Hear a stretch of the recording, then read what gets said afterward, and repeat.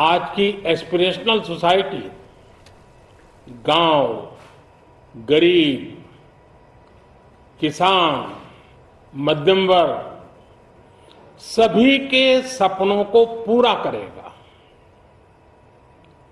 मैं वित्त मंत्री निर्मला जी और उनकी टीम को इस ऐतिहासिक बजट के लिए बधाई देता हूं।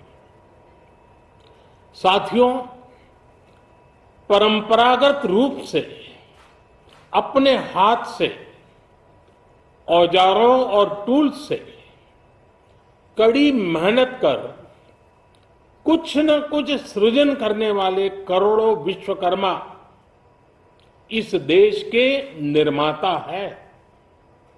लोहार, सुनार, कुम्हार, सुथार, मूर्तिकार, कारीगर, मिस्त्री, अनगिनत लोगों की बहुत बड़ी लंबी लिस्ट है। इन सभी विश्वकर्माओं की मेहनत और सृजन को देश इस बजट में पहली बार अनेक प्रोत्साहन योजना लेकर के आया है। ऐसे लोगों के लिए ट्रेनिंग, टेक्नोलॉजी, क्रेडिट और मार्केट सपोर्ट की व्यवस्था की गई है।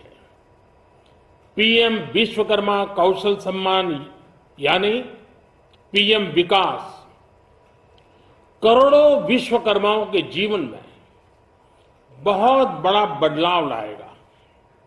साथियों, शहरी महिलाओं से लेकर गांव में रहने वाली महिलाएं हो,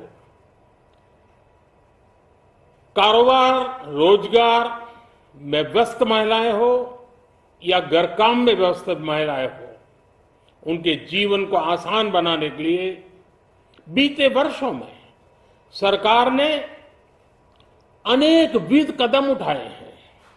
जल जीवन मिशन हो, उज्ज्वला योजना हो, पीएम आवास योजना हो, ऐसे अनेक कदम। इन सबको बहुत बड़ी ताकत के साथ आगे बढ़ाया जाएगा।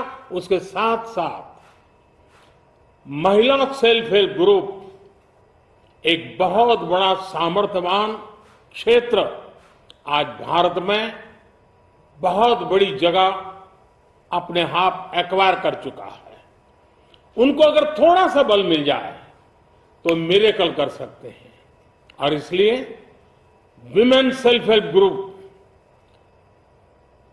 उनके सर्वांगीण के विकास के लिए नई पहल इस बजट में एक नया आयाम जोड़ेगी। महिलाओं के लिए एक विशेष बचत योजना भी शुरू की जा रही है और जनधन अकाउंट के बाद ये विशेष बचत योजना सामान्य परिवार की गृहिणी माताओं बहनों को बहुत बड़ी ताकत देने वाली है।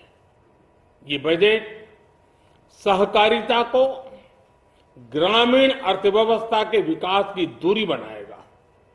सरकार ने कोऑपरेटिव सेक्टर में दुनिया की सबसे बड़ी अन्न भंडारण योजना बनाई है, स्टोरेज कैपेसिटी। बजट में नए प्राइमरी कोऑपरेटिव्स बनाने के लिए एक महत्वाकांक्षी योजना का भी ऐलान हुआ है। इससे खेती के साथ साथ दूध और मछली उत्पादन के क्षेत्र का विस्तार होगा। किसानों, पशुपालकों और मछुआरों को अपने उत्पाद की बेहतर कीमत मिलेगी। साथियों, अब हमें डिजिटल पेमेंट्स की सफलता को एग्रीकल्चर सेक्टर में दोहराना है।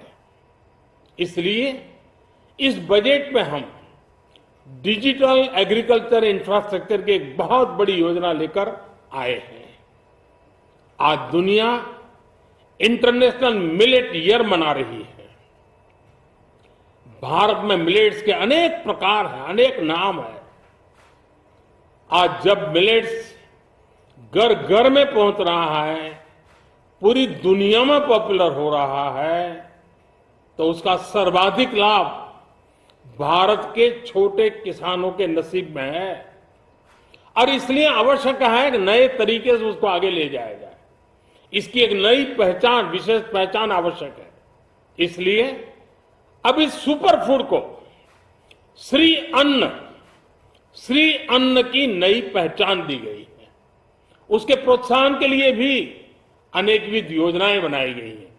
श्री अन्न को दी गई प्राथमिकता से देश के छोटे किसानों, हमारे आदिवासी भाई बहन जो किसानी करते हैं, उनको आर्थिक संबल मिलेगा और देशवासियों को एक स्वस्थ जीवन मिलेगा। साथियों, ये बजट सस्टेनेबल फ्यूचर के लिए green growth, green economy, green energy, green infrastructure और ग्रीन जॉब्स को एक अभूतपूर्व विस्तार देगा। बजट में हमने टेक्नोलॉजी और न्यू इकोनॉमी पर बहुत अधिक बल दिया है। एस्पिरेशनल भारत आज road, rail, metro, port, waterways, हर क्षेत्र में आधुनिक इंफ्रास्ट्रक्चर चाहता है। नेक्स्ट जनरेशन इंफ्रास्ट्रक्चर चाहिए। 2014 की तुलना में इंफ्रास्ट्रक्चर में निवेश पर 400% से ज्यादा की वृद्धि की गई है। इस बार इंफ्रास्ट्रक्चर पर 10 लाख करोड़ रुपए का अभूतपूर्व इन्वेस्टमेंट भारत के विकास को नई ऊर्जा और तेज गति देगा। ये निवेश युवाओं के लिए रोजगार के नए अवसर पैदा करेगा, एक बहुत बड़ी आबादी को आय के नए अवसर उपलब्ध कराएगा। इस बजट में ईज ऑफ डूइंग बिजनेस के साथ साथ हमारे उद्योगों के लिए क्रेडिट सपोर्ट और रिफॉर्म्स के अभियान को आगे बढ़ाया गया है। एमएसएमईज के लिए 2 लाख करोड़ रुपए के अतिरिक्त ऋण की गारंटी की व्यवस्था की गई है। अब प्रिजम्पटिव टैक्स की लिमिट बढ़ने से एमएसएमईज को ग्रो करने में मदद मिलेगी। बड़ी कंपनियां द्वारा एमएसएमईज को समय पर पेमेंट मिले, इसके लिए नई व्यवस्था बनाई गई है। साथियों, बहुत तेजी से बदलते भारत में मध्यम वर्ग, विकास हो या व्यवस्था हो, साहस हो या संकल्प लेने का सामर्थ्य हो, जीवन के हर क्षेत्र में आज भारत का मध्यम वर्ग एक प्रमुख धारा बना हुआ है। समृद्ध और विकसित भारत के सपनों को पूरा करने के लिए मध्यम वर्ग एक बहुत बड़ी ताकत है। जैसे भारत की युवा शक्ति ये भारत का विशेष सामर्थ्य है, वैसे ही बढ़ता हुआ भारत का मध्यम वर्ग भी एक बहुत बड़ी शक्ति है। मध्यम वर्ग को सशक्त बनाने के लिए हमारी सरकार ने बीते वर्षों में अनेकों निर्णय लिए और ईज ऑफ लिविंग को सुनिश्चित किया है। हमने टैक्स रेट को कम किया है, साथ ही प्रोसेस को सिंप्लीफाई, ट्रांसपेरेंट और फास्ट किया है। हमेशा मध्यम वर्ग के साथ खड़ी रहने वाली हमारी सरकार ने मध्यम वर्ग को टैक्स में बड़ी राहत दी है। इस सर्वस्पर्शी और विकसित भारत के निर्माण को गति देने वाले बजट के लिए मैं फिर एक बार निर्मला जी और उनकी पूरी टीम को बहुत बहुत बधाई देता हूं और देशवासियों को भी बहुत बधाई के साथ साथ मैं आह्वान करता हूं, आइए अब नया बजट आपके सामने है, नए संकल्पों को लेकर के चल पड़े। 2047 में समृद्ध भारत, समर्थ भारत, हर प्रकार से संपन्न भारत हम बना के रहेंगे। आइए इस यात्रा को हम आगे बढ़ाएं। बहुत बहुत धन्यवाद।